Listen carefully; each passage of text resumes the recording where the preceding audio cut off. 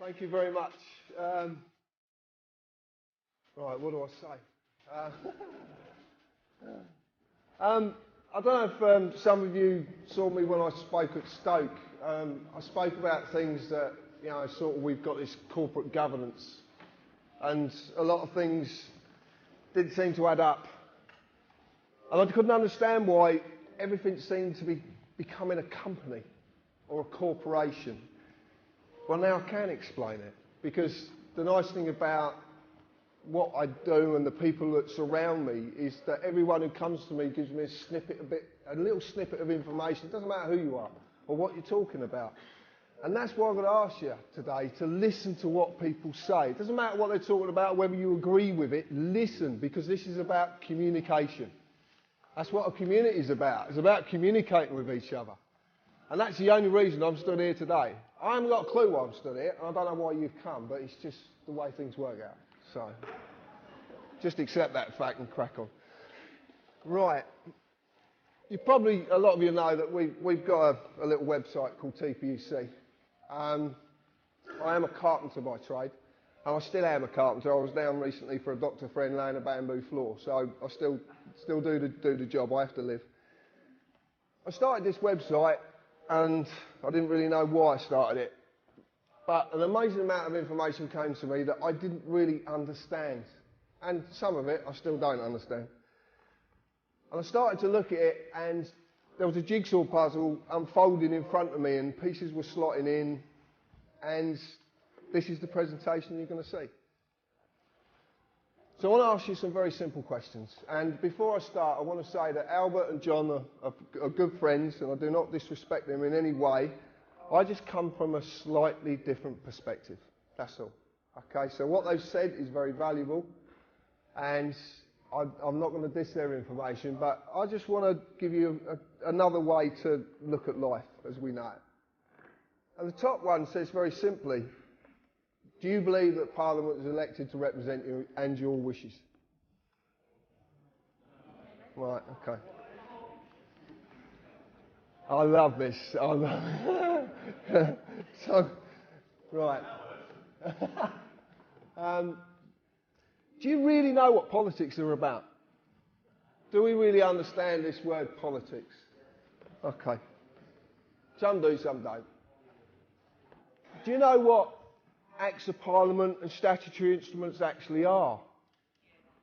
Yeah? So we understand what these things are, and we have to live by these things. Right.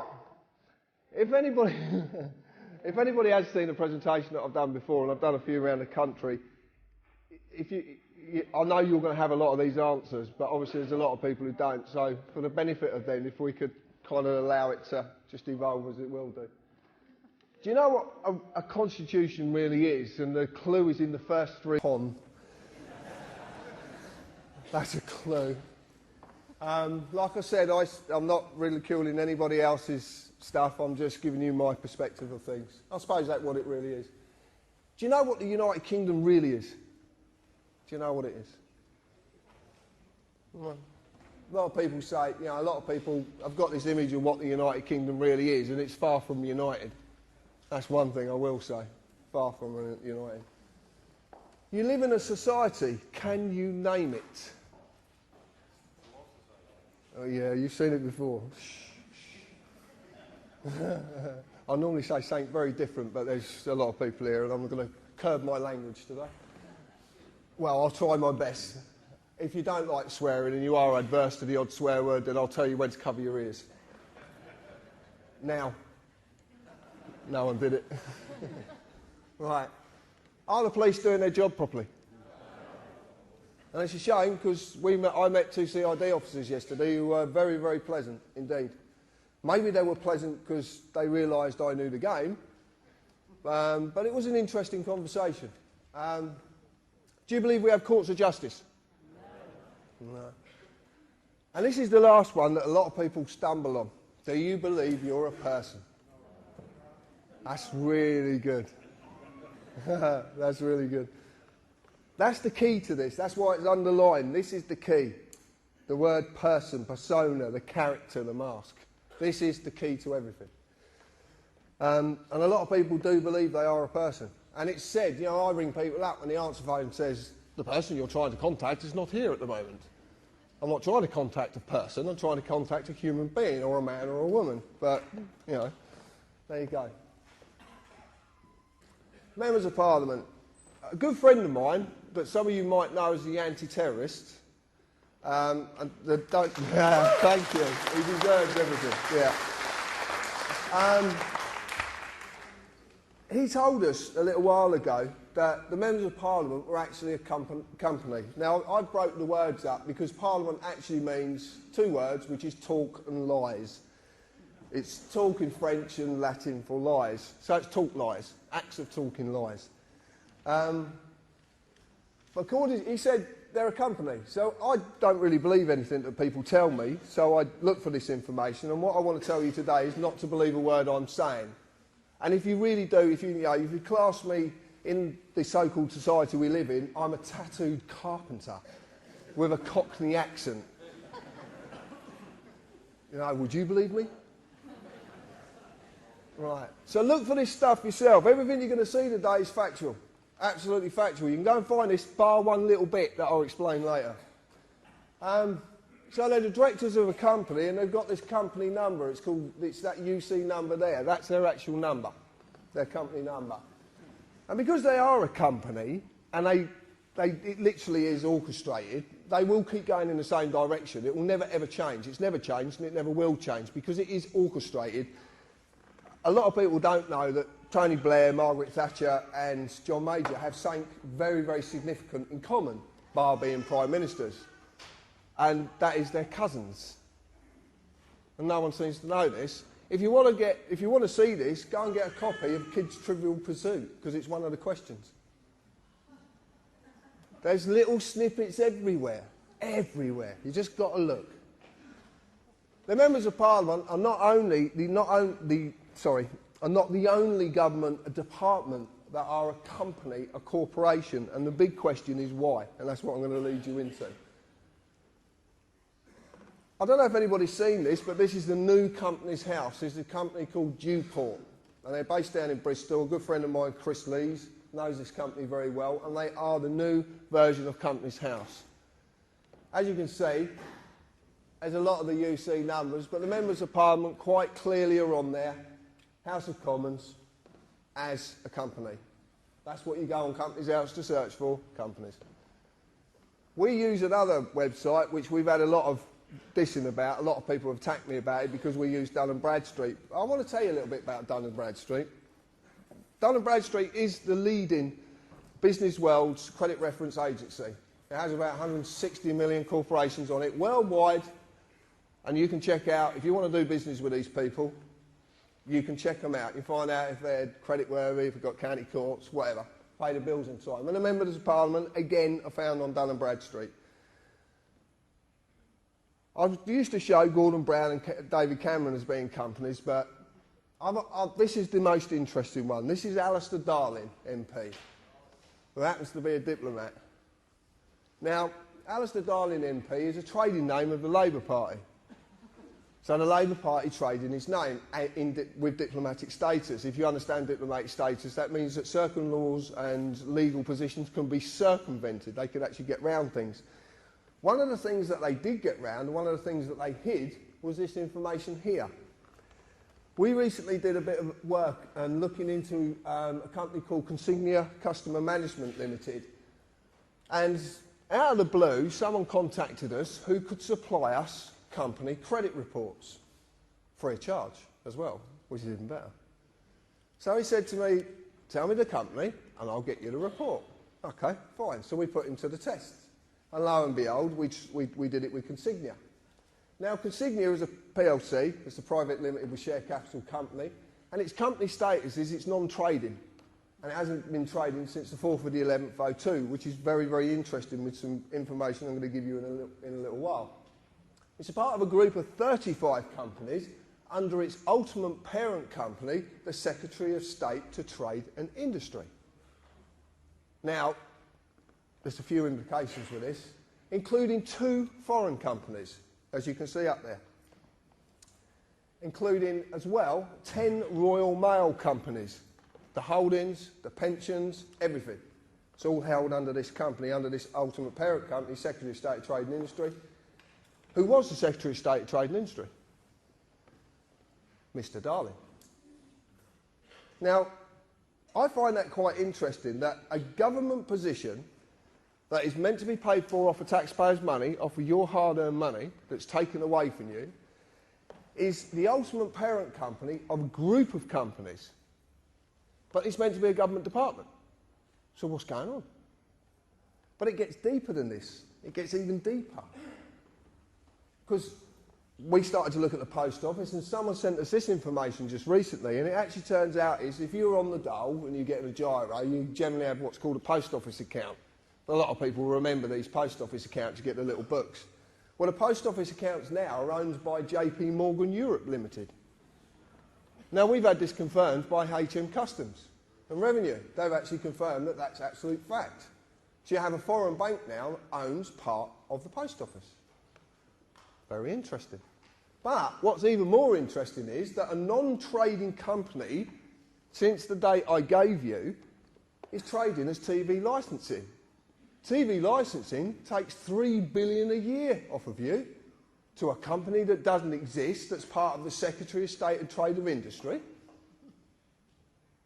Things are not right. Things are not right.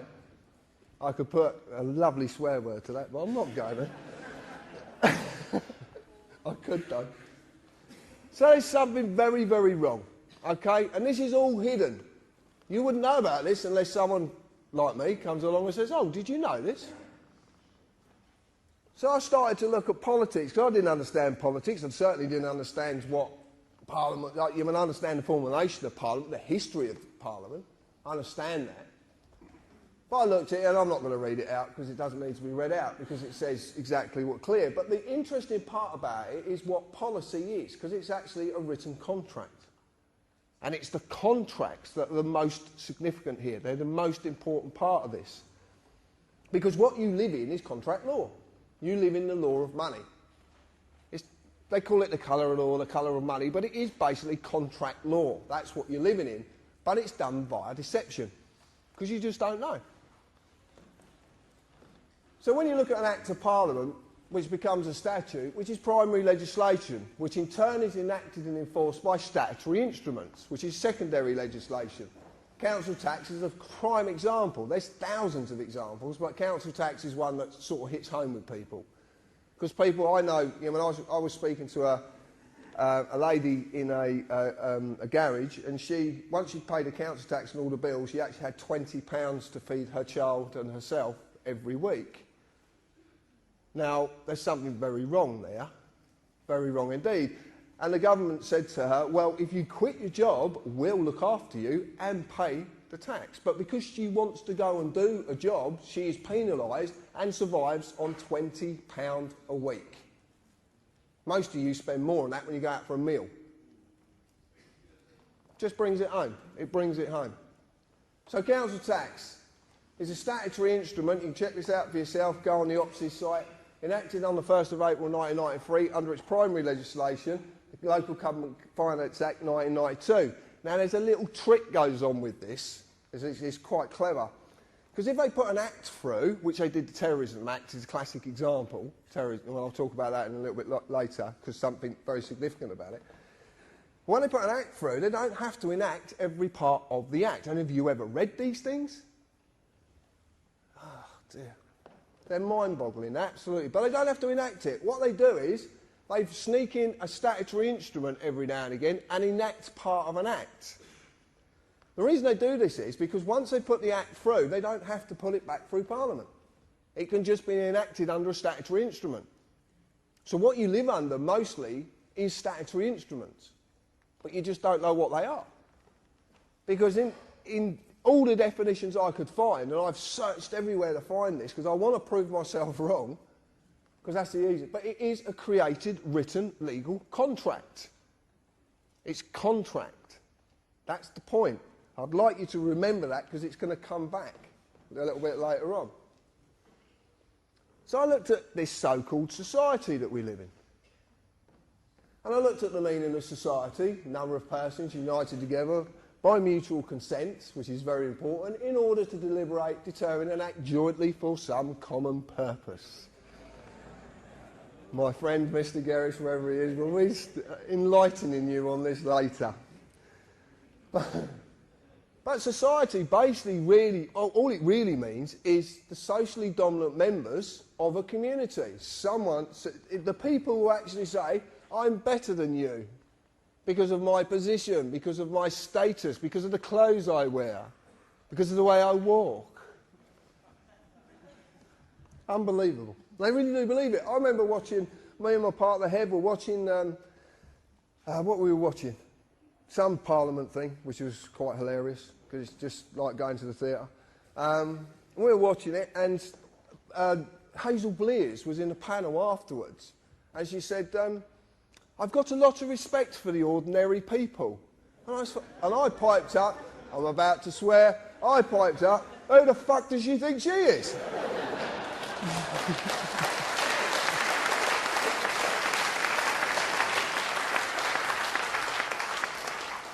But it all evolves around this word, status. And there is no mistake that statute comes from the word status, I promise you. But I'll go into that a little bit later. The common purpose of our socially dominant members of our community is to maintain their social dominance off your backbone. And that is what's happening the world over. Okay? Doesn't matter, people tell me about New World Order and all this, and there's, yeah, okay, you believe in what you want to believe in. There's nothing, I can't tell you not to believe in nothing, and it's not for me to do. All I'm saying is the socially dominant members of the world want to maintain their social dominance, and the only way to do that is to keep you enslaved. And slavery is a harsh word, but it is the truth.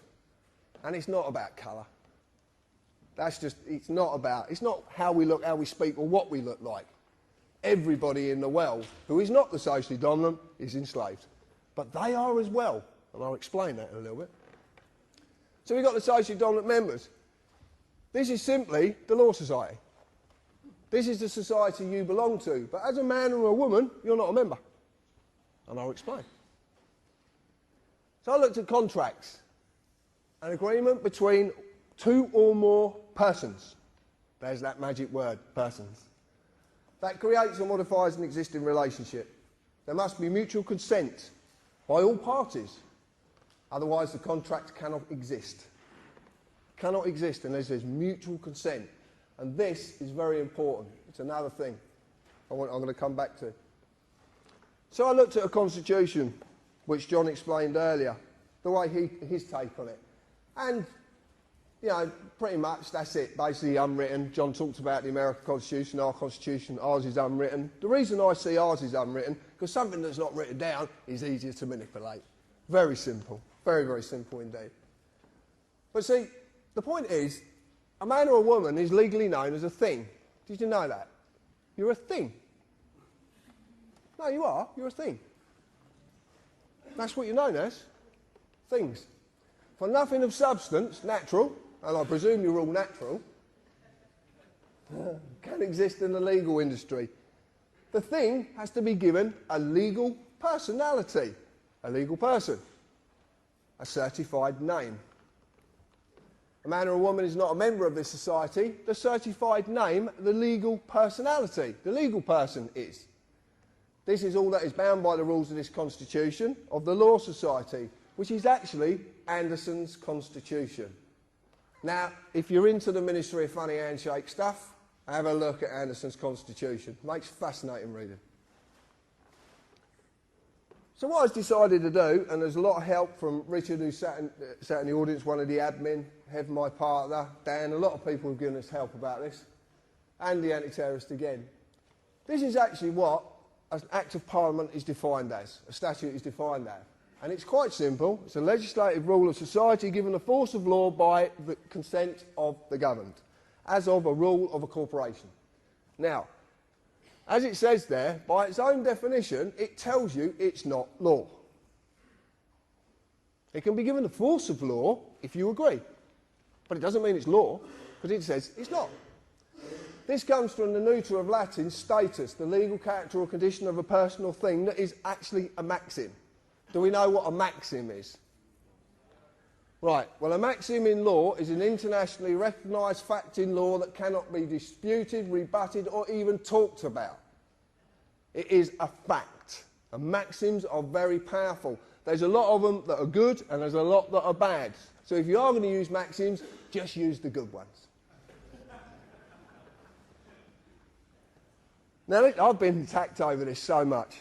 The United Kingdom Corporation Limited, formerly known as United Kingdom PLC, United Kingdom Corporation, and now we believe it to be known, and I will say believe because I can't show you the evidence yet, but we believe it's the UK PLC company, and it's on Dun & Bradstreet. So as far as I'm concerned, it exists. But I've been attacked, oh, you can't take that, it's just a website, blah, blah, blah. Okay, so if it doesn't exist, why is it in the Public Records Office being talked about on at least 3 occasions? Why is it there? If it's something that's complete fabrication, that is not, you know, it's got no tangibility at all, why is it being talked about? And this is in the Public Records Office. Go and look for yourself. You can make an appointment, go down there and look. United Kingdom Corporation has employees, and that's not just civil servants, that's anybody. Anyone who has a national insurance number is an employee. And I want to ask you a very simple question. If you have national insurance, why do you need any other insurance? But surely it covers every eventuality and everything. You've got national insurance. And you've even got a policy number.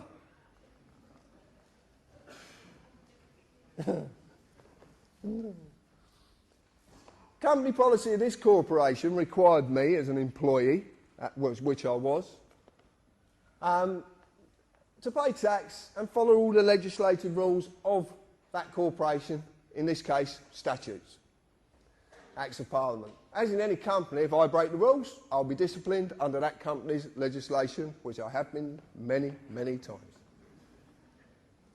Now, the disciplinary procedures of the United Kingdom Corporation are quite simple. See, because the police of the United Kingdom Corporation are all companies. Oh, shock horror. No one believes me. Not companies. Oh, they can't be companies. They're the police. How could they possibly be companies? But they are, because they have to be. As corporate policy enforcement officers, their job is to enforce the rules of the corporation. They're kind of divided in two, because they have a common law duty, which is the oath of office, which Albert's talked about, and other bits and pieces. And then there's another side to them, which is a corporate side, which is very interesting. All the courts in the United Kingdom, including the highest court in the land, are companies. Every single one of them. And they have to be. If I break the rules, I will get an invite to their place of business to discuss my punishment. And as I've said, I've been many, many times. Many times. Except they are not inviting me. I just thought they were. As you do. And it even seems the highest court in the land, which is... Thank you. House of Lords. Why is the House of Lords a court? Come on, John. The House of Lords is a court because originally, and it actually still stands to this day until the 1911 Parliament Act smashed it to bits, but actually the original system was that any legislation coming into this country had to go past the judiciary. Correct, John? So, the House of Lords was the judiciary. It's part of the judiciary. It's actually the highest court in the land. But it's a company. Exactly the same. All companies. I want to talk about my friend here. And I modelled this on a very dear friend of mine, Mick Reed. And I've got quite a few friends in the police force who I kind of got to know when I was young. Now, I modelled this on Mick because this is how I remember the police. And I know a lot of people in here will remember these people. They're few and far between now, but they do still exist. You just have to try and get through the other part to get to this. But they do exist. So we got this policeman. And when I was growing up, I was a pain in the arse to these old boys. And one particular, I grew up in a village and we had a copper on a push bike, which is not very clever. You know, especially when you're driving motocrossers across the field, you know, he can't really keep up. He did try, bless him. He did try. But his name was Bob Searle, a lovely man. But Mick could have nicked me 100 times, but he knew that nicking me, because I was very mixed up when I was a kid, he knew nicking me would not solve the problem. He knew what I needed was help. I needed to talk to someone. So he used compassion, he used friendship, and he used discretion. And John talked about this a minute ago. This is what a jury holds. It's called discretion. This is why nullification of a case can be performed by you, because you can go against a law or a corporate act policy if you believe that policy to be unfair in them circumstances. This is called discretion, and this is what these men and women have, discretion. It's a very, very big part. Duty under the common law of this country to serve and protect and uphold the law. There's a massive difference between upholding the law and enforcing something. I'm not going to say law because it's not, but there's a massive difference. But people just don't seem to realise there is one. And these were there to serve and protect us. Now, I've heard people say that women have been on the streets and they actually in fear because of a police presence. Now, surely, if their job's to protect us, you'd be all right with the police being about. You'd be quite happy. Oh, the police are there. Fine, I'll just crack on. They're there to protect me. Now, oh no, they might nick me for something. Because we're all in fear. And now, we got better coming. We got better. So we're frightened of these people now. But they're there to serve and protect us. They're there to help us. So what comes along? The Gestapo. And these are the Gestapo. Yeah, man, they're getting more like cyborg. They have cameras on their head. Have you seen the cameras? The cameras, yeah. So, yeah, I mean, they're actually taking films of you while you're talking to them and stuff like that. But these are the Gestapo. They are dressed to intimidate. Some of these people, I believe, if you actually sat them on a chair and asked them to get up, they couldn't get up because of the amount of clobber they've got on. But these are corporate employees. They're revenue collectors. They're there to enforce the acts of Parliament upon you. They're there to enforce contracts. That's all they're there to do. And they do. Every time you get nicked, I don't know, you know, when I've been nicked, they always tell you what you've broken. This legislation or this act, blah, blah, blah, blah, blah. They seem to reel it off. It's quite clever how they do it. But it's always an act. But the clue's in the word, act. It's an act. That's why they call it acting. But it gets better. Because now we got these.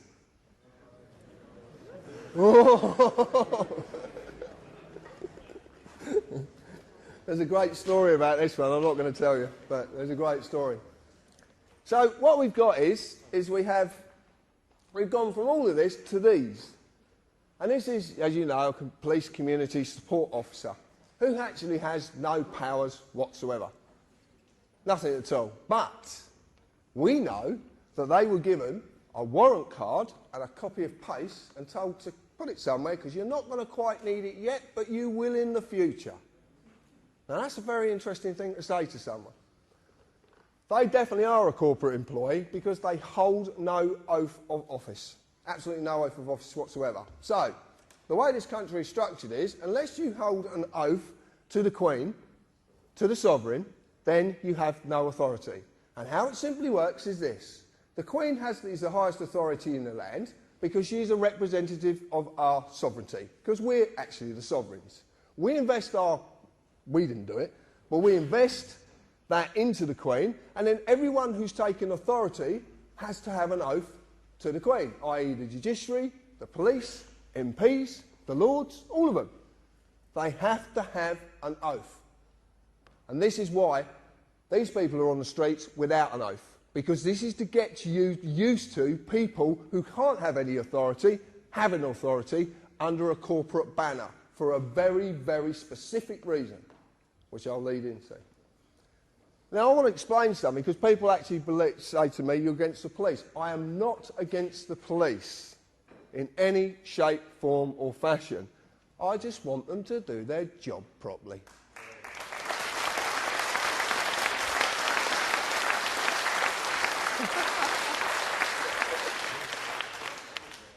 Earthquake's gone.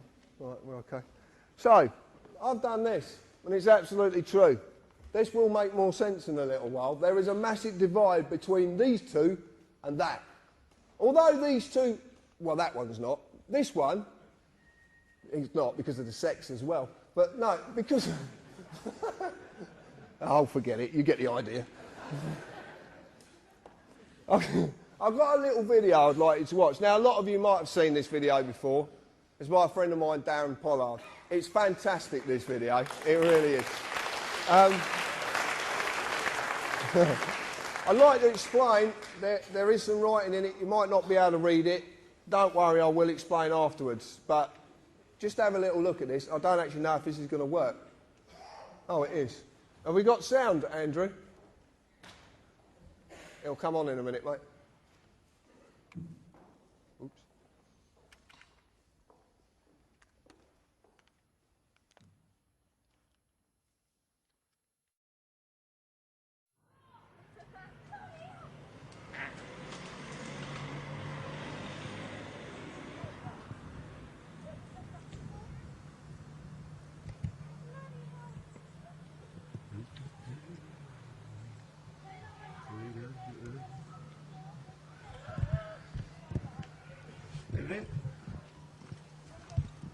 Put the camera down for us, mate. What? Can I help you? Put the camera down for us. What? Whoa. I'm in my own garden here, mate. Okay. What, you come bursting down? Filming the police? It's not an offence at all. It is, sir. No, it's not an offence at all. No, I'm a filmmaker, mate. I know the laws. I've been doing this for years, mate. I film the police all the time. It's not an offence. Okay. We're telling you. What section is it an offence under? Okay. It's an offence, sir. What section is it an offence under? I'll find out for you. If you can switch the camera off. No, I can't switch my camera off.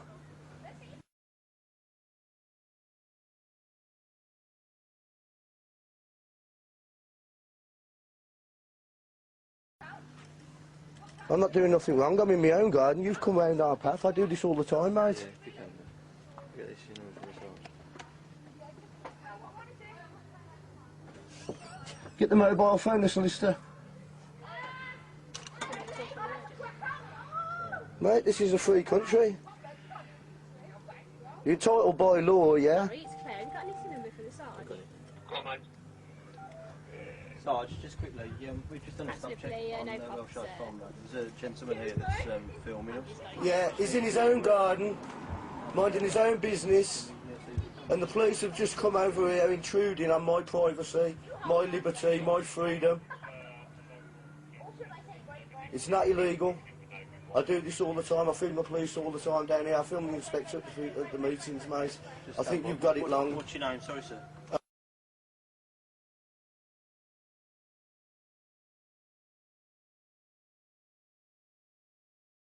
I think you've got it wrong, right? And what you know what you ought to do, mate? Do you know what you ought to do? If you don't like me filming you, you do what I do. You go to see the MPs, yeah, and get them to bring it up in Parliament so they can change the laws. But don't come and harassing me over it. What's your name? Sorry, sir. It doesn't matter who I am, mate, you know. Okay. You're number 58. You know. I'm not doing anything wrong at all, mate. Nothing wrong at all. You just took it on your own head to come over and harass me, you know.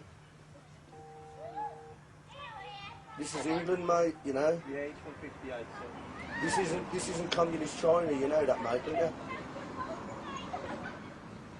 I think it's terrible what you're doing here.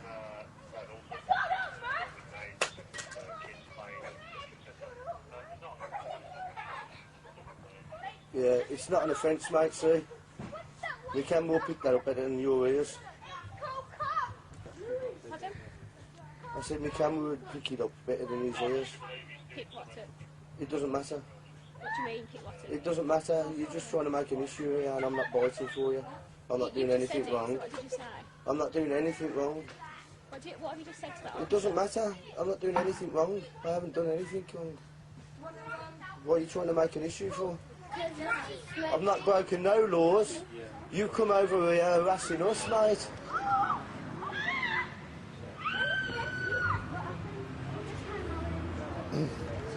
Thank you. Have a nice day.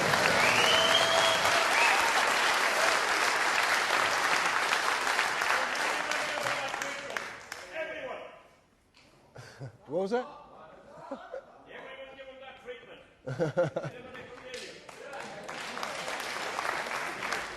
Right.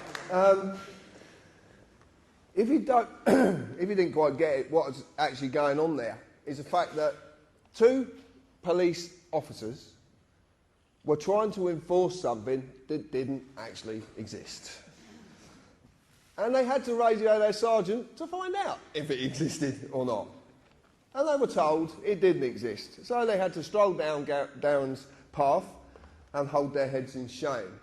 And I have it on good information that male police officer has been passed down quite a few times and he hides his head. I know Darren doesn't lie, so I've got no reason to disbelieve him. But there's something very key there. And the thing is that when these people actually pull you up, for whatever they do, whatever you've done, or whether you haven't done anything, more to the case, excuse me, that drink's repeating, ask them. Because most of these people, when they're doing what they're doing, they don't actually know what they're doing. That's the point. They make it up as they go along. The classic is now, do you know you can be arrested for answering questions? Actually asking questions. You can be arrested for it. Friends of mine have been arrested for asking questions. And it's called, what's it called? That's the one, yeah. Obstruction of a police officer in his duty. Now, I'm going to ask you something. Arresting people is meant to be in the public interest. So who is their duty to? Because if they're arresting people for asking questions, it's certainly not in the public interest. So, they have a duty, but a duty to what? Might be a question you might want to ask them sometime. Another thing is you'll notice as well, when they knew they were losing, the lady officer decided to pick a fight. Over any issues you could really find. Any issue at all. And this is the point. And the classic was said, your name, your address. This is powerful information they need. They need it. I will explain this in a bit. But Darren did something. And he did something very, very significant in that video. And it's something that a lot of you possibly could have missed. When that officer said to him, "Can you put the camera down?" he said, "No." And did the officer pursue it? No. One of the most powerful words in the world. It's one of the smallest words in our vocabulary and one of the ones we're so frightened to use. Just say it. No. That's what it's all about. It is. Greater Manchester Police, Essex, Kent, Surrey, Dorset, Lincolnshire, Staffordshire, Cleveland, Merseyside, Warwickshire, all companies. City of London, companies. All registered as companies. They are all companies. This is some interesting information that come via one of our researchers up in Lancashire. And I did find this fascinating. Lancashire County Council, this is not a city, this is a county. Counties are big places. So it's a county council, not a local council. Was incorporated under that IP number, which happens to be 666, which I found quite interesting. Dear, oh dear. I'll leave that one for Brian. You can see it's a registered address, and it was completely dissolved on the 25th of January 2008. This is the county council, completely dissolved. All assets and liabilities of Lancashire County Council were transferred to another company called the Blues and Twos Credit Union. And guess who owns the Blues and Twos Credit Union? This company is Lancashire Police Headquarters. Huh? So we have a police headquarters now owns a county council?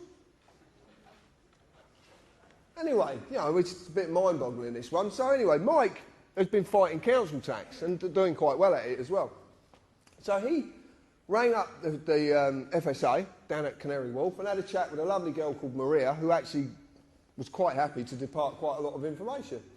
And Maria said to Mike, well, you shouldn't really be paying council tax to them anymore because they don't actually exist. So who are you actually paying? Which I found fascinating. Well, it turns out that a few people have jumped on this and started to ask some very, very awkward questions regarding this matter. Because, truth be known, even if council tax was lawful, which I promise you it's not, and lawful and legal are not the same, and never the twain shall meet, ever. And I will explain a little bit about that. Everyone who's been paying since that date is entitled to a refund. How many more are doing this? How many more people can get refunds? And this is all about money, I promise you. There's nothing more. This is about money. So we found this very fascinating. Same again, I don't really believe. I like to go and look for information myself, which is what I'm asking you to do. I don't want you to believe me. You can go and find this. So I went on Companies House, as it used to be, and lo and behold, there's the IP 666. Lancashire County Council, company removed.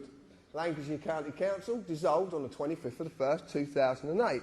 Now, there's something very significant about this, because if you go and try and find this now, it's not there. Now, they're not allowed to do that. But who owns Companies House? Have you looked at the web name? It says .gov. So, we have a company, a council that's not meant to be a company, because you bring them up and ask Lancashire County Council if they're a company. You get some really interesting conversations with these people. We're not a company, but you've got a registration number.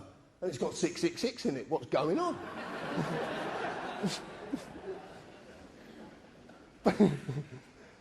See, a company can't have any authority. I'm going to explain this later, why companies and corporations can't have authority. They can't. And it's quite simple, but I'll explain it. Anyway, so I went on Dun & Bradstreet, and lo and behold, Blues and Twos Credit Union, Lancashire Constabulary, Federal Office. Federal? Are we a republic? I presume, I always understand we're a sovereign nation. Or are we? Or have we been a republic for a lot longer than we could possibly imagine?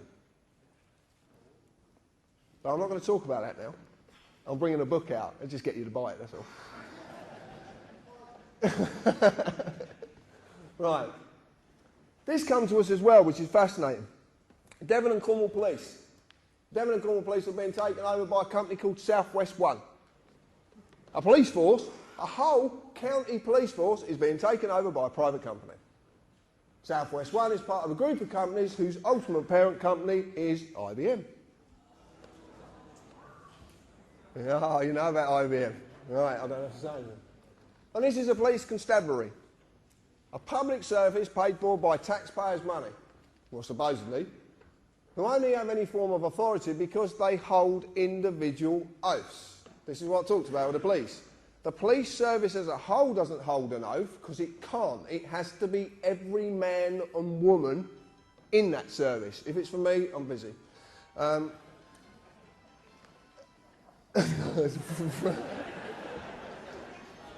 shouldn't do that. I do that every talk, and I shouldn't do it. Right, sorry.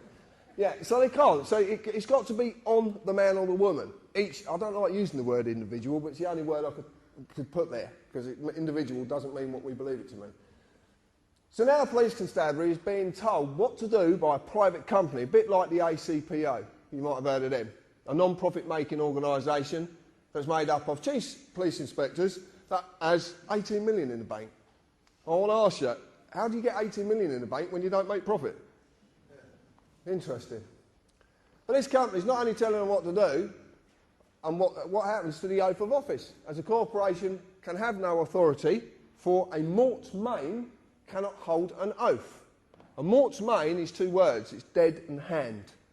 Companies are known as, corporations are known as mort mains, dead hands. They're dead. They do not live, they do not breathe, they are not natural, They are dead. So there's something very wrong. Corporations can have no authority because of Mort Main. Land cannot be alienated by Mort Main because corporations can't own land. That's why your house is called property, because that's the little trick they use. They turn land into property. But property is a corporal inheritance, which basically means it's not visible and can't be seen. You just don't know. There's a lot to that. Again, you have to buy the book. No. Right, this is what I want to talk about. This is it. Legalese, a language of a company called the Law Society, and it simply is a manipulation of the English language. That's how simple it is. And people say, the Law Society is not a company. Well, according to that, it is. Anybody got credit card debts? Yeah, they're good. And do you get phone calls off these people? They're quite insistent, aren't they? Yeah. So what do they ask you first? First thing they ask you, your name. And then they ask you for the first line of your address and your postcode and then your date of birth. Don't they? That's every time. Have you ever wondered what happens when you actually say no? It's really funny. You want to try it. No, if they ring up and they say, Mr. Harris, I say, yeah, okay. I say, may I confirm your first line of your address and your postcode? No. What do you mean, no? You have to. How are you going to make me do that? It's so simple. You just don't. Hello, Mr. John Harris? Yeah, hold on, I'll get him. Crack on. And I'm going to... I'll tell you now. Hello, Mr. John Harris? No, he's in the loft. He's deaf, dumb and blind, so you're not going to get a lot out of him. And you'll get that in a bit. But this is it. Right. This is called joinder. It's very simple. And what it is I am asked my name and address and date of birth. This is only to establish the legal personality, the legal person, the address of the legal person, as it says it up there, the address, the name, and when the legal person was created. This is very similar to a way that they would deal with a company. Very similar indeed. Once joinder has been established, they can then offer a legal person a contract. As you've seen, Acts of Parliament are contracts. Okay? Statutory instruments are created, written, legal contracts. So it's a contract. But they need my consent. So I am asked to do So I'm asked every time, you can see this on the bottom of the police forms, my friend in the audience, Morris, will confirm this. What did it quite clearly say? I understand. Okay? You're asked, do I understand? Then I would sign one piece of paper, if not more, to say that I am the legal person, and as the legal person, understand. But this is deception. And basically, understand is synonymous with the word stand under. You want to check this out? Black's Law Dictionary. There's 8 versions of it. There's probably a 9th one coming out. But so it's stand under. It is a legal requirement that you understand, but not that you actually understand. I'm going to put that into English. It's a legal requirement that you stand under their authority, but it's not a legal requirement that you actually fucking comprehend what's going on.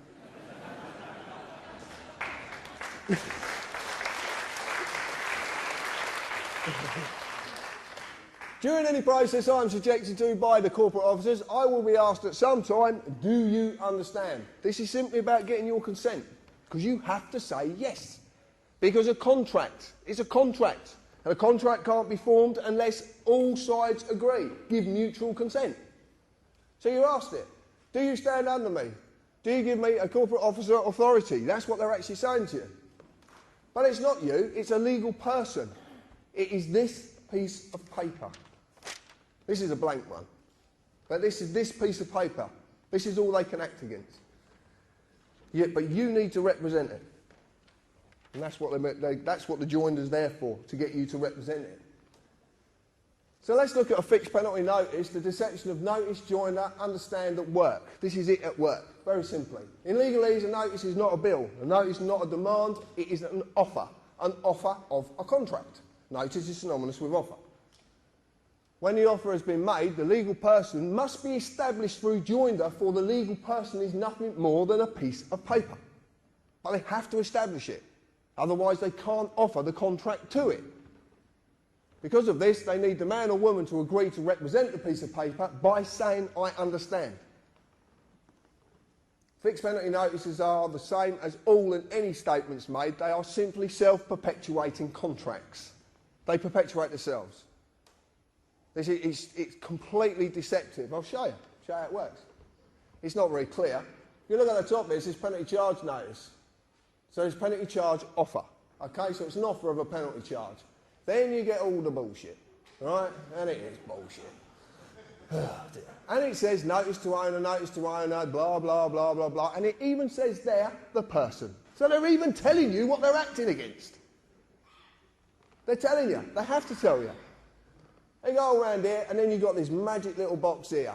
Because what you do is, you tell them who the legal personality is, you tell the address the legal personality is at, you put the postcode, and if you're stupid enough, you put a daytime telephone number. And then you put a signature to say, I understand. Self-perpetuating. Self-perpetuating contracts. So simple. An arrest, if you make a statement to the police, is exactly the same. It's a self-perpetuating contract. You just don't know you're doing it. This is a bit of fun more than anything, but we got a problem with this because we think Val's suffering with something because you can't actually sign a signature 3 times the same. Because half these people don't even exist. I don't know if you know this, but this is a trick of the corporate world. I had a letter come through, well, not to me, to someone else, from a company, a solicitor's called H Legal. And the signature said, H Legal. So I'm going to ring them up and say, can I speak to H Legal, please? But this is what they do. It's amazing. Now, that's one of my favourites, this is. If you get this information today, you never have to pay a TV licence ever again. Serious. You don't have to pay it. This is dynamite, this. This comes from a mate of mine in Milton Keynes. He sent me this, and it was just, we just had such a giggle, because this is what this is about. Laughter. It's about laughter. Believe me, it's about laughter. Don't worry about that bit and that bit. I just want to read you something. We will present evidence found of your watching TV without a licence. Yep. How are you going to do that? So we're in the court. Your Honour, here's his TV. That was the chair he was sat on, and he was sat like that watching it. Your Honour, I was outside the window with the video cam, and I caught him. What a load of bollocks. But it's true, you know, I mean, they can't do it, so they have to fool you. And this is dynamite, this is genius. Whoever come up with this stuff is a genius. I'm going to say that open-heartedly because it is so simple. But it's shrouded in complications, so you don't understand it. That's the idea of it. But it just took a simple carpenter, and believe me, I am simple. Right, let's change the words. Let's use legalese on this, okay? We talked about maxims in law, internationally recognised facts of law. This one's a maxim at the top. It's called the inclusion of one is exclusion of another. This is a very powerful maxim.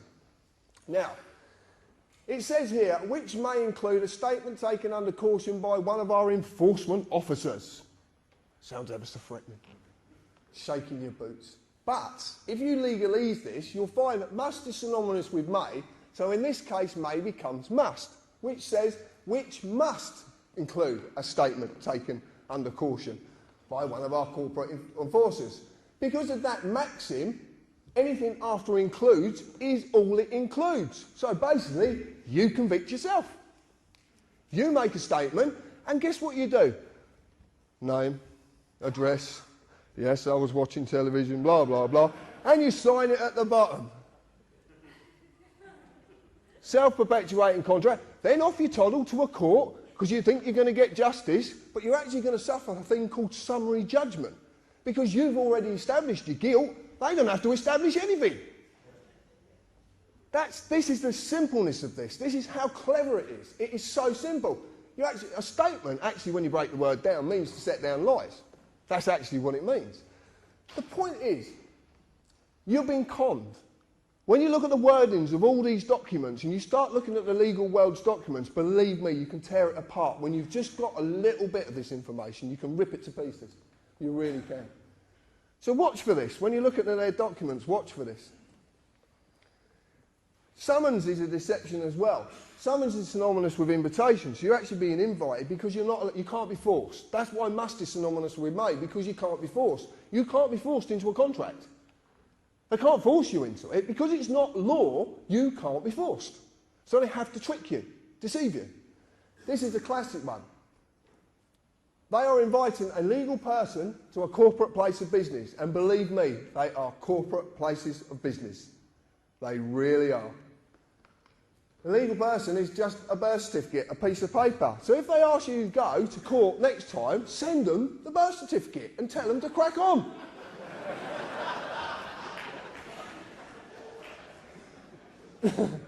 This legal personality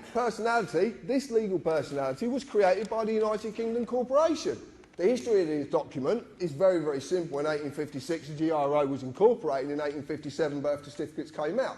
In 1874, the Deaths and Births Act went through, and this was topped up in 1953. This is it. This is this document. Okay? All contracts, by the way. All contracts. So this is what they're inviting. They are using deception, as every magistrate's court is a trading name of a company called the Ministry of Justice. And there it is, the Ministry of Justice. But it's on Dun & Bradstreet, so it can't be real. Oh, okay then. So, but they're trading as a magistrate's court. So, if you're on Dun & Bradstreet, you can buy a report. So we bought one. And there you go. Ministry of Justice, Selborne House, it's all there. Line of business, government department. That's interesting for a start. And they trade as the Asylum and Immigration Tribunal, Magistrates' Courts and the Public Trustee's Office. I've highlighted really what I found significant because who owns this business? No parent company. Now that's interesting. In the business world, if there is no parent company, that means they are a parent company. And it's obvious because they're trading in their name. So they're the parent company of all them businesses. Every single one of them. Who are the directors? Lord Faulkner. If you don't know anything about Lord Faulkner, have a look at him and have a look at his brother as well. Very, very interesting. Are there any significant legal proceedings, events against this business? A county court judgment was registered against this business on the 16th of the 12th, 2008. So, right, let me get this straight. We've got a business that's not meant to be a business, it doesn't even do good business. Well, that's the truth of it. And then the last part was the one that got me. Year this business started, 1600. So anyway, we rang up Ministry of Justice and asked them a few questions. And they didn't want to answer. I ring up Parliament, they'd get really snotty on the phone with me. I'd ring up Buckingham Palace as well, they don't want to talk to me either. And all the House of Lords, they're very interesting, these people. But I checked this out with Dun & Bradstreet, and we had this checked out, and it turns out their stuff is completely factual. There was someone that I was recently, I've got to tell you quickly about a friend of mine over in Wales who rang me up, and he's a lawyer, he's a statute lawyer as well, constitutional lawyer, and he rang me up, named Martin, and he got a lovely Welsh accent, and he said, John, he said, do you know the name for the legal world, the legal system? And I said, no. He said, well, the Latin name for it is bollocks. But you're laughing, but it's actually B-O-L-L-O-X, bollocks. And bollocks means to set into confusion. Aha! So he was right, he was just leading me along a path, and I laughed just the same as you did. He's given this to someone, a barrister, who's looked at this, and there's been a few people looked at this, and it actually turns out that these people have come back and said to us, if this document is legit, which it is, and if you want to see a copy, I've got a copy in there, so I'll pass it round, I'm quite happy to. If this document's legit, this country has been lawless for 409 years. Because the whole justice system is being dealt with by a company. And this makes complete sense when you look at the history of between 1600 and 1717. Again, you have to buy the book. Anyway, when you've bought a report, you can track a company in case there's any adverse credit issues come up. So we decided you have to pay for it as usual. And it turns out that payment performance of the Asylum Immigration Tribunal had gone down to 31 days. And it's actually a blue star, which is pretty bad in Dun & Bradstreet, basically saying don't do business with these people. Really don't do business with them. But what's interesting is we brought this out of the Foundry, and we talked about this, which a few people will know about. About 2 weeks afterwards, there was a little fire in the city. Guess what building burnt down? The Asylum Immigration Building. That building broke down. And all the records. Rather convenient, isn't it? It just shows you there's so much you don't realise that's going on. But this is all heading in a direction which I'm going to get to rather quickly because I'm running out of time. I want to talk about deception of the name because this is very important. If I go to a court, as I've just shown you, a corporate place of business, as the accused, if you go into a court, you're the accused. Point blank, you're the accused. I would be asked to confirm my name. They even would presume to know who I am. The reason they know who I am is because I would have been an idiot beforehand and wrote a statement. So my name is on the top of the statement. So simple. And it is the full name entered on my birth certificate, the legal person. Mr. and the titles are just the legal status of the personality. And I've never been asked for that. I've never got asked for it once. But who is the accused? The legal person, the name on the birth certificate. So when they ask for me, my name, they are talking to the legal person. Not me, but why? If you understand any of this, this is the only slide I would have to show you. This is all I would have to show you. I'm going to grab this. Right. Legal is in form only. This stuff, pieces of paper. That's all it's about, pieces of paper. Nothing else, nothing more. Law is about us. We're natural. Okay? Words of substance, words of nature. So if you look at this, legal is in form only, person. A man or a woman is a substance of words of nature. Legal is the antithesis of moral or natural. It's the exact opposite. Nothing can exist in the legal world unless a piece of paper says it exists. That's its legal personality. So when they ask for my name, they are not talking to me, the man, because as a man, I cannot exist in the legal world. It's so bloody obvious.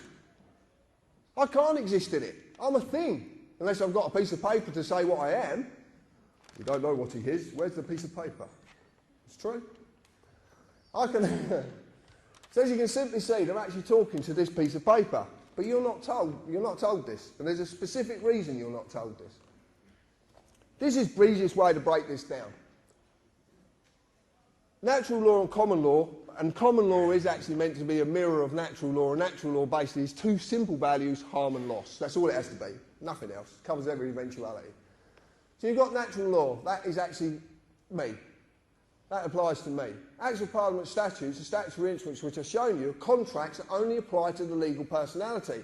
But because that's just a piece of paper, they need me to represent it.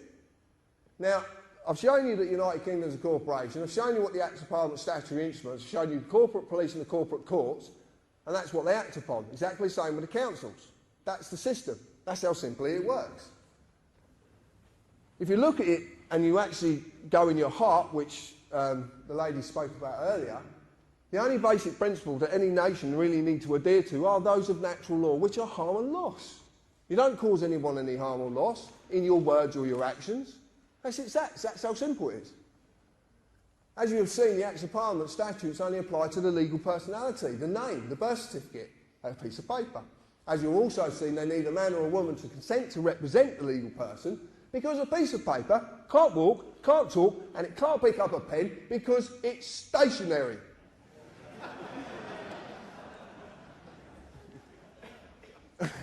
But it is, isn't it? Yeah, it is, yeah. This thing can only do something when I do something with it. Look, I'll put it over here and I'll call it. Jump!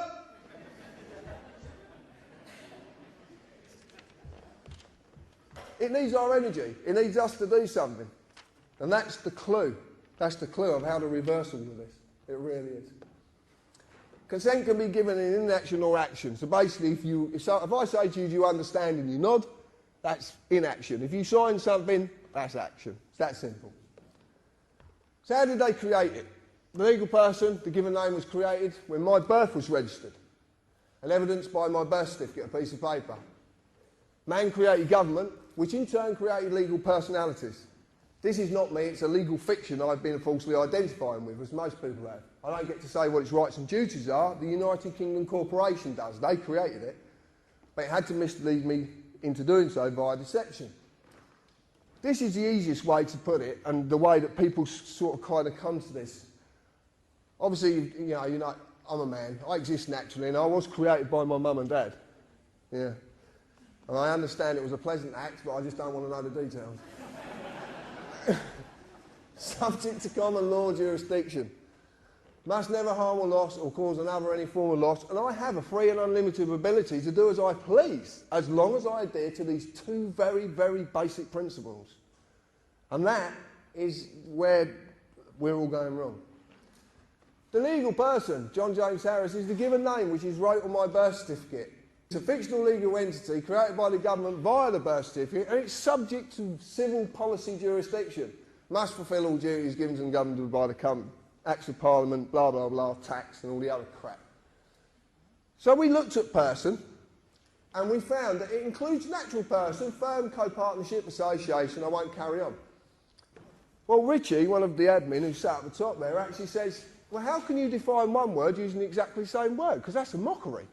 You're failing to define anything. This is in Black's Law.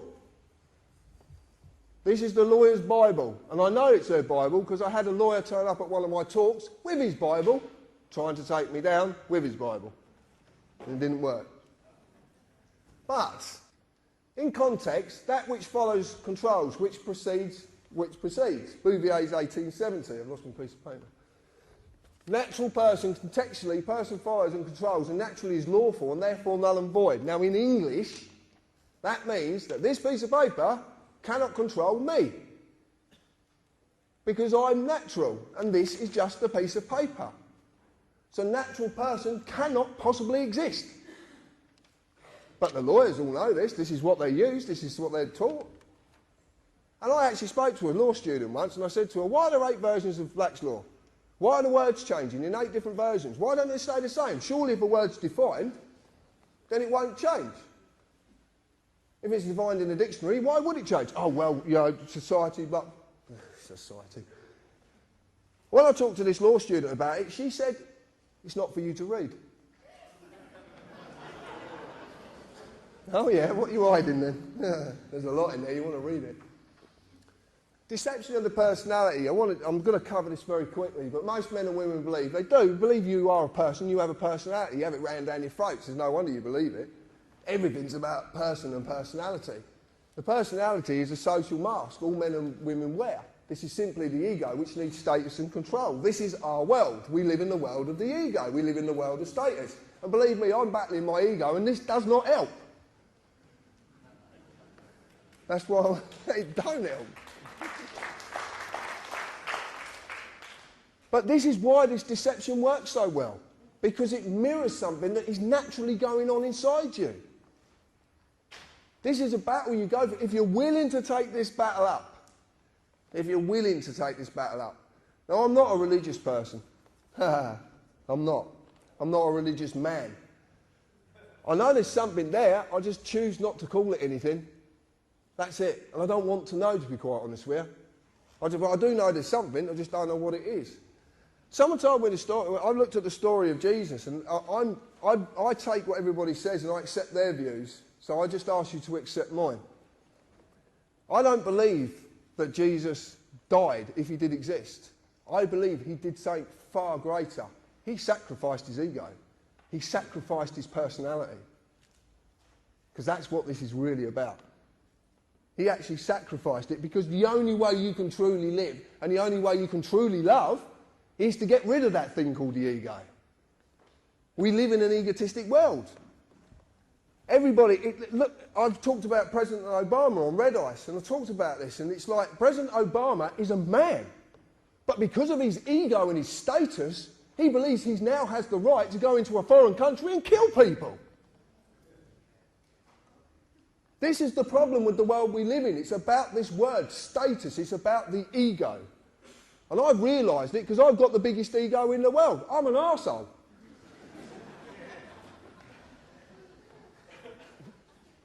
I just don't talk shit.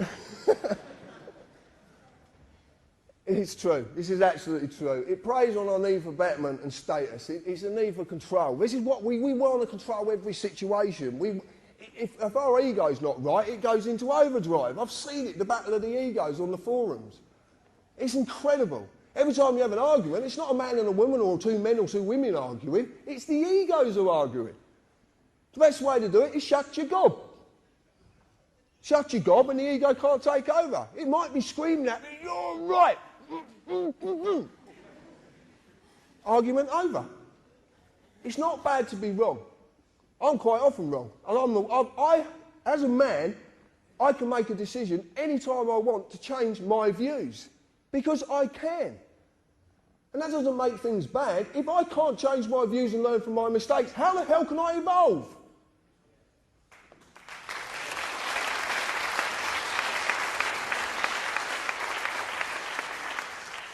This is a deception. I'm running out of time, so I'm going to have to go through this quite quick. But your parents basically submitted a form, they registered you, and it's exactly the same as when a company's registered. And if you look on your birth certificate, you actually says the birth certificate is not evidence of identity. So it's actually telling you, quite clearly states, it has nothing to do with a man or a woman. It tells you. It's written on it. Also, the fact it holds a Crown copyright on it, so it's not even yours. The same as money. Money's got a copyright on it. It's not yours, it's just a product for you to use. Deception of registration, this is absolutely true. Consider this. Could the government actually take my car away and crush it if I lawfully owned it? Could they do it? Why can't they? No. If I legally owns my car, if I lawfully own it, then they can't take it from me because it's a crime. Okay? Theft is a crime. Doesn't matter who's stealing, it's a crime. But by using the process of registering my car, they duped me into handing over legal ownership. So now a company owns my car. But that's a very unique situation, because if a company owns my car, hold on a minute, I got this V5 document that says I'm the registered keeper. Hold on a minute, I'm the owner. No, you're not, you're the registered keeper. Okay, so if I'm not the owner, that means who I registered to is the owner, which is a company. So, that's very interesting. So, this works with your children exactly the same way, exactly the same. And they are, see? Car is legally owned by a company, Department of Transport, Traders DVLA. All I'm going to say to you is, if you get a parking ticket that says it applies to the owner, send it to the fucking owner.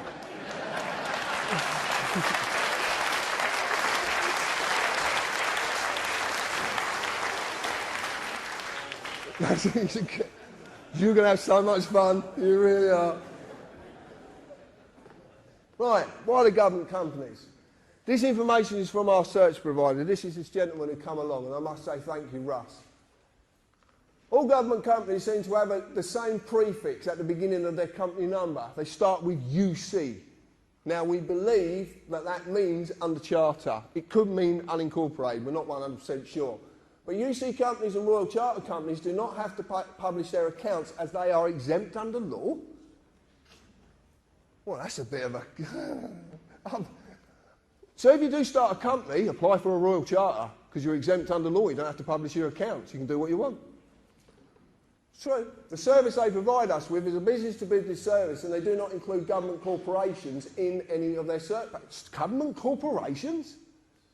We're going back to this company thing. What's going on? So why companies? Let's answer the question. As you see, the Acts of Parliament are enforced by statutory instruments which are in fact contracts. But a contract can only legally exist between two or more persons. What's a company when it's been incorporated? What does it become? A person. It has legal personality, so it becomes a person. So then it can do business with another person under contract. This is why they're all companies. But there's a bigger reason to this, but it's just part of the reason. So a company corporation is a legal person for it has legal personality via a certificate of registration certified name, exactly what you were given when you were born. Exactly the same process. Their legal personality is just a piece of paper as the one you have. So the contract only exists between the pieces of paper. But they're the person, so the contract only exists. But obviously they can't communicate. So they need us. That's the trick. You cannot exist in the legal world, so it doesn't apply to us as men, women and children because it cannot exist. Legal industry, and it is an industry. Believe me, they don't like it being called an industry, but it is an industry. So the contract simply cannot apply to us. So what is going on? John talks about Magna Carta. I've got a slightly different take on Magna Carta, just slightly. And I just want to run you past it. Magna Carta 1215 started the process of the separation of power. It's called devolution. Away from the sovereign to a parliament of barons on the pretence that that parliament was set up to represent the people and to protect them from tyrannous sovereigns. Okay, that was the pretence of it. That's basically what the story is. Now what we are seeing is a devolution of power away from government to a third sector, private companies, to remove the oath of office, to destroy the sovereign and the people's sovereignty. If that sovereign is destroyed, or that position is destroyed, because it's not about who's on that position, it's about the position, then we're stuffed. We're stuffed. I've read the lies, I've read all sorts of stuff about the Queen and her family on the internet, and I've read some quite mind-boggling stuff as well. The point is this, it's been put there to turn you away from that lady for a specific reason, because she's the only one who can actually do something.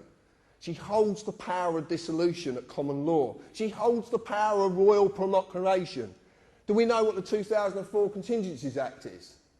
We've heard of this document. It's a very damning document, isn't it? But do you know, written in Oxford Law Dictionaries 2008, that the Civil Contingencies Act of 2004 cannot be enacted without royal proclamation? I can't say that word properly, so please, I can't say it. I can't, bollocks. But it can't be enacted without her say-so. She has to declare a state of emergency. You've been turned away from that lady for a specific reason, a very specific reason, because of that power of dissolution. What happens to a company when you dissolve it? Gone. I'm going to get to it in a little bit. This is to finally create the corporate republic, to stop everything that was created from this island being uncreated, because the world suffers at what we created, not us. Our ancestors created. 52 countries in the world suffer under our hand. Probably more actually now. But they suffer under what was created from this country and went out with the fleet. That's why it's called fleet law. And they have a problem for as long as I live and breathe. This island, its people and their descendants will never perish. And I'm going to explain why. Nor will their sovereignty. A little while ago, well about a year ago, I marched myself off down to Buckingham Palace and decided to serve papers on the Queen. Most people actually believe I was out of my mind. What I'm going to say is, I was. Completely out of my mind. And I like being out of my mind. It's a very nice place to be. I really do. So I goes down to Buckingham Palace and I met a very friendly policeman with a very, very big machine gun who said that I can't serve the papers. So I devised a way of getting the papers to the Queen. Now, I didn't know actually what I was doing. I just knew my heart said it was right to do. So I went down there and did it. Therefore, there's an affidavit, the maxim on this, there's an affidavit that unrebutted stands as truth in law. I served affidavits on the Queen, 2 documents. I gave her 40 days, based upon Article 61 of Magna Carta, not Article 61, based upon. I made that mistake. Therefore, with this lawful affidavit, there is no higher authority than me. I am sovereign in law, as I have removed authority from our representative, our sovereign, until such time as a true representative is our sovereign. Now, what this basically means is, because the Queen is the highest point of authority in the land, she only gets her authority from us. So that means I can remove that authority any time I feel fit, if I feel that things have gone tits up. And they have very much gone tits up. So I've removed it. This basically means this document is now in law. It's a new law. This is how law comes about. This is called a precedent. You can call it John's law if you want, but it's a new law and it's for all you to use. You can use it. You go into a court of law and you use this document correctly, you can actually prove to a judge you are the highest authority within that court and there's nothing they can do. Nothing. Because this removes their authority. They have to have an oath to the Queen to take their position as a judge or a magistrate or as a recorder, which is a barrister who's learning to be a judge. So if they have to have an oath to the Queen, you've removed the power of that oath to have any form of authority. You become the highest authority and that law that can't be rebutted. We've got them we've got them. Whatever way they turn, they're knackered. Now, they're ignoring these documents because they daren't face up to it. They really daren't face up to it. It's actually gone nowhere near the Queen. It probably ended up at the FCO, Foreign and Commonwealth Office, which is probably the best place it could go. We, the people of this island, have the power to simply say no. This affidavit says no. You're not doing this anymore. I'm putting an end to it. All the people of the Commonwealth can do exactly the same. And the reason it was based upon Article 61 is because it's lawful, peaceful hindrance with no violence. No violence.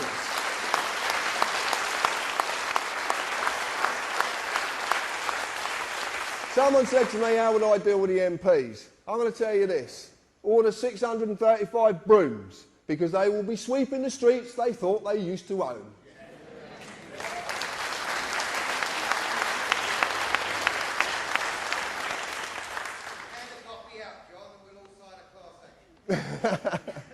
Oh, and we just found out as well, you don't need solicitors anymore. 3 people can do this. Just 3 independent people can sign any affidavit. So we're even going to stop the corporate body having their money. Okay? So you don't need solicitors. Come and see TPC members or go and get your friends together and you can sign these documents and get them off. You don't exit the system. You don't do anything. All you're saying is, this is what needs to happen. We need to reclaim the sovereignty, and this is how it's done. This is the clue. This is it. This is what you can use. Once you understand what we're doing, you have to have a certain amount of gumption about you to do this, and it takes a bit of strength to do it. The lady said earlier about having courage. I don't see it as courage. I just see it as using your heart to allow you to deal with situations and not your mind. Your heart will deal with everything peacefully. Your mind will enter into the ego and, lo and behold, things will happen. To survive without money is nearly impossible in the world we live in. But that does not mean just some of us are enslaved by this product. It means all of us are, everyone. And that's the key. My daughter said to me, she's 13 years old, she said, Dad, if we're in debt, print more money. And that sparks that, because I love the way that kids do things. They just see everything so simply. And the interesting part is, it's true. If you have the power to create money, why would there ever be debt? And if there is debt, it's there for a reason. So what we decided to do is a bit of fun, if you might want to do this sometime. A little while ago, we started to write of what with a question mark. And we're sending them back. Just a bit of fun. But you could add, and also as well, there is a copyright, so it's not yours. Nothing to do with you. It's just sort of product for you to use. Money is everyone's lifeline. Money is not a valuable commodity. You are, because of what you do, the work you do for that money. Because without you, this whole country would grind to a halt. It's so obvious. It is so obvious. Okay, it's what Gandhi did, basically. Exactly what he did until 1946. The only way that you will do that work is to be promised to receive money for that work, because you need it to survive. And most people do only survive. They do, simply. You know, there is a lot of people who are fortunate enough not to just survive, but there is a very, very good amount of people in on this island who just survive. And that's very sad, because my one belief in my heart is that no one should have to pay to live. No one. Companies and corporations only exist because of money. The money they receive from you is simply their lifeline. A lot of the time to feed their greed, to maintain their delusion of status and to maintain their social dominance. Because that's basically what it's all about. That's what it all boils down to. But the simple question is, what happens to these companies and corporations when everyone says, no, we're not paying you anymore? They cannot survive. If you have a company that issues parking tickets and no one pays the parking tickets, what happens to the company? Exactly. Now this is something we can have a lot of fun with. We can have a lot of fun with it, believe me. So this is the conclusion. Simple conclusion, don't give them any money. Keep it yourself. And you can use so many tricks. There's so many things that I do. It's so funny. And it is about fun. Lawful rebellion. Deny their lifeline. This is what I do. And I just simply do this every day. I peacefully resist all claims against me by refusing to represent that piece of paper. I've just done it with the debt collectors I showed you, and that's what I said to you. Because it's a piece of paper and mine's in the loft and it's deaf, dumb and blind, I tell them it's in the loft and it's deaf, dumb and blind. I never accept any of their paperwork. I never accept their paperwork. Every single bit of paperwork that's ever sent to me gets sent back. Because there's something you might not have seen on their letters. Right? This is what we do. It's called no contract, return to sender. Right across the address window. But this is HM Customs, just a load of bollocks from the tax man, who's actually trying to make me bankrupt, which is hilarious. Because I actually said, you're trying to make me bankrupt from a bankrupt company? That's very funny. But they got a return address. So this means this has got two-way travel, because if it's not delivered, it has to be sent back. So I'm just utilising that fact and sending it back to them. So this is what we do. Now I've got a tax man who comes and actually tries to give me the letters. And I just say to him, sorry mate, I don't accept your paperwork. I have a warrant. It's a card. Look, mate, that's a piece of card with writing on it which means fuck all.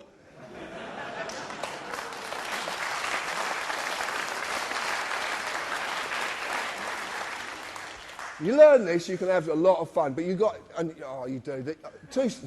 So funny yesterday with two CID officers. They said to my partner, you have to sign this. I said, no, you don't. And he says, actually, he's right, you don't have to. It's true. I never accept any of their paperwork forms, and no one can make me accept them. No one can make you accept anything if you don't want to accept it. I send every letter back simply saying no contract, return to sender. If I get pulled up by the police, I only say as little as I can, and I prefix everything, the person. The person. Okay? Because you're not talking about yourself then. Contract doesn't exist unless paper changes hands. That's it. You've just been duped into it. I never sign anything, and I'll never write a statement, and I'll never have one wrote for me. And there's again, they can't make you do this. I deny them, period, any of the lifeline they so desperately need, which is money. I will never, ever give them a penny, and they know it. Lawful rebellion, which is what I basically started a year or so ago. Every man, woman and child on this island are sovereigns. In fact, everybody in the world is a sovereign. You're sovereigns in your own right. A sovereign nation, but we are only this as long as we have a sovereign to invest that sovereignty in. A line in the sand that cannot be crossed. No king or queen or government have the right to rule us. They are there to represent and protect us. Nothing more, nothing less, with no greater dignity than anyone they protect. No greater dignity.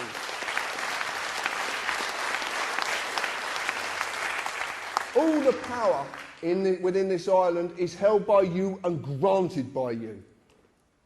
Everything that is wrong can end when you will it to. Everything can end when you will it to. We must allow for that line to be drawn in the sand once more. This is lawful rebellion. That is that line. We have to draw the line. Us. What have I done?